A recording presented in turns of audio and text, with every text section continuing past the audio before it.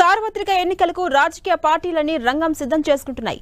ఏడాది ఏప్రిల్ మేలో జరిగే శాసనసభ లోక్సభ ఎన్నికల్లో గెలుపు వ్యూహాలు రచిస్తున్నాయి అన్ని పార్టీలు. అయితే బీజేపీ మాత్రం 2019కి మించిన విక్టరీ కోసం సమర సన్నాహాలు చేసుకుంటోంది. మరి ఓటర్ల మైండ్ సెట్ ఎలా ఉండబోతోంది?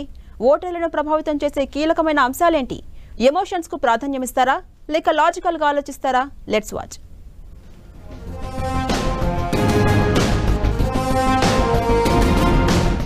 2019 ఎన్నికల్లో ఎన్డీఏ కూటమి 45% ఓట్ షేర్తో 543 సీట్లకు 353 సీట్లు సాధించాయి.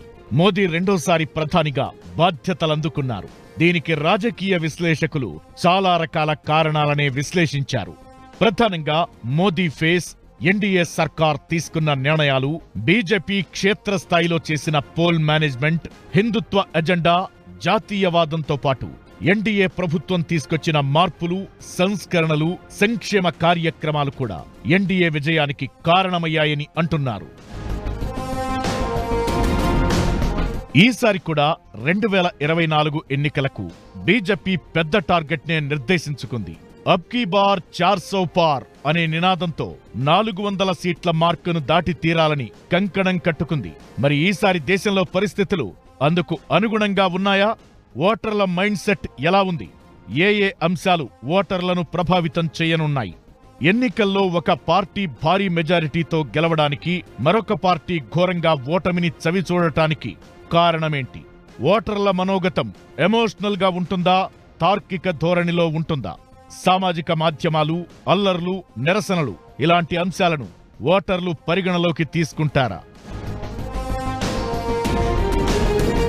రాజకీయ పండితులు మాత్రం కొన్ని కీలకమైన అంశాలు ఎన్నికల్లో ఓటర్లపై ప్రభావం చూపుతాయని అంటున్నారు. మహిళలు, యువత, రైతులు, దేశ ఆర్థిక పరిస్థితులు, నిరుద్యోగం, సంక్షేమ పథకాల అమలు, కులాలు, మతాలు, వర్గాలు ఇలాంటి అంశాలే ఓటర్లపై ప్రధానంగా ఎఫెక్ట్ చూపుతాయనేది వాళ్ల వాదన. ఇవే కాకుండా దేశవ్యాప్త పరిణామాలను కూడా ఇప్పటి ఓటర్లు ఓ కంట కనిపెడుతూనే ఉంటారని నిపుణులు చెబుతున్నారు. జాతీయ రాజకీయాలకు, రాష్ట్రాల్లో స్థానిక రాజకీయాలకు మధ్య తేడా ఉంటుంది. జాతీయ రాజకీయాలను పరిశీలిస్తే దేశ ఆర్థిక వ్యవస్థ, ధరలు, కేంద్రం తీసుకునే నిర్ణయాల పట్ల ప్రజల్లో సానుకూల, వ్యతిరేక భావనలు, ఇలా చాలా అంశాలు ఎన్నికల్ని ప్రభావితం చేస్తుంటాయి. 2016లో నరేంద్ర మోదీ సారథ్యంలోని ఎన్డీఏ ప్రభుత్వం పెద్ద నోట్ల రద్దు నిర్ణయం సంచలనం రేపింది. కానీ ఆ తరువాత జరిగిన సార్వత్రిక ఎన్నికల్లో బీజేపీకే కేంద్రంలో పట్టం గట్టారు ప్రజలు. అంటే పెద్ద నోట్ల రద్దు నిర్ణయం, దానివల్ల చోటు చేసుకున్న ఆర్థిక వ్యవస్థల్లో మార్పులు, వాటి ప్రభావం ఓటర్లపై పెద్దగా లేదనే చెప్పాలి. అంటే ప్రభుత్వం తీసుకునే నిర్ణయాల వల్ల తమకు ఏదైనా నష్టం కలిగిందా లేక లబ్ధి చేకూరిందా, వీటిపైనే జనం ఎక్కువగా ఆలోచిస్తుంటారనేది స్పష్టమవుతోంది. ఆర్థిక వ్యవస్థ, ప్రజల జీవన స్థితిగతుల్లో మార్పులు, సామాజిక రాజకీయ పరిణామాలనేవి దేశంలో ఎన్నికలపై ఎప్పుడూ ప్రభావితం చూపేవే. అయితే భావోద్వేగాలు రాజకీయాలపై ప్రభావితం చూపవా అంటే కొన్నిసార్లు ఇవి కూడా ఎఫెక్ట్ చూపే అవకాశాలు లేకపోలేదు. ఇంతకీ ఎలాంటి సందర్భాల్లో భావోద్వేగాలతో ముడిపడిన రాజకీయాలు సానుకూల ఫలితాలను సాధిస్తాయి?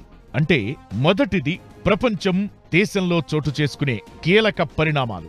ఇవి ఆ దేశ ప్రజలపై ఏదో ఒక రూపంలో ప్రభావం చూపుతాయి. రెండోది ఒక సామాజిక సమూహంపై తీవ్రమైన ప్రభావం చూపే నిర్ణయాలు, భావోద్వేగంతో కూడిన రాజకీయాలు.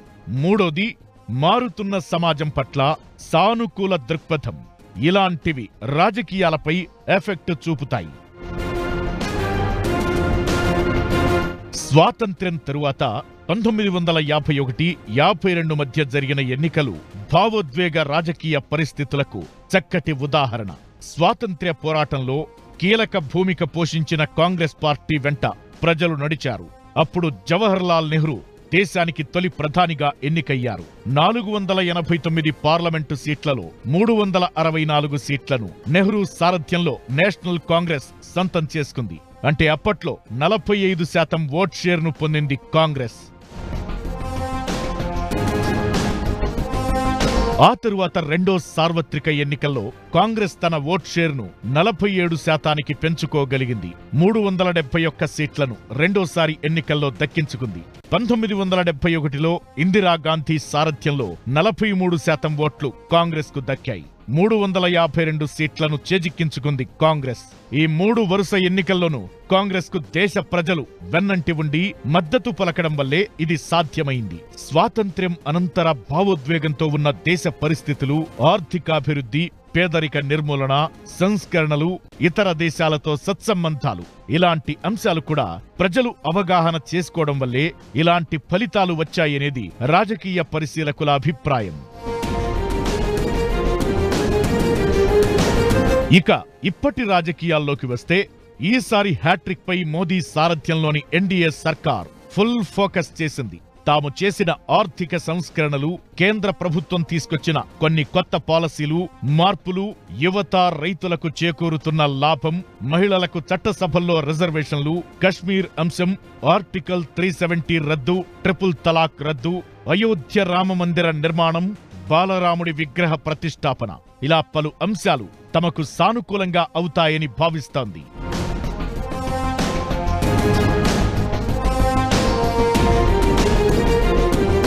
కర్ణాటక, తెలంగాణలో గ్యారంటీ హామీల సక్సెస్ ఫార్ములాను దేశవ్యాప్తంగా కూడా అమలు చేస్తామని కాంగ్రెస్ తన మేనిఫెస్టోను సిద్ధం చేస్తోంది. ఇందులో హిస్సేదారీ న్యాయ్ అంటూ బడుగు బలహీన వర్గాలకు సామాజిక న్యాయం చేకూరేలా మేనిఫెస్టో రూపకల్పన చేస్తోంది కాంగ్రెస్. రైతు సమస్యల పరిష్కారానికి కిసాన్ న్యాయ్, కార్మికులు, ఉద్యోగుల కోసం శ్రామిక్ న్యాయ్, యువత భవిష్యత్తుకు భరోసాగా యువ న్యాయ్, మహిళల కోసం నారీ న్యాయ్ పేరుతో పాంచ్ న్యాయ్ మేనిఫెస్టో కసరత్తు చేస్తాంది. వీటి ద్వారా రైతులు, కార్మికులు, దళితులు, యువకులు, స్త్రీలు ఇలా అన్ని వర్గాలను ఆకట్టుకోవచ్చనేది కాంగ్రెస్ ధీమాగా ఉంది. అయితే స్వాతంత్ర్యానికి పూర్వం పరిస్థితులు, స్వాతంత్ర్యం వచ్చాక దేశంలో నెలకొన్న పరిణామాలు వేరు. ఇప్పుడు ప్రజల ఆలోచన విధానంలోనూ చాలా మార్పులొచ్చాయి.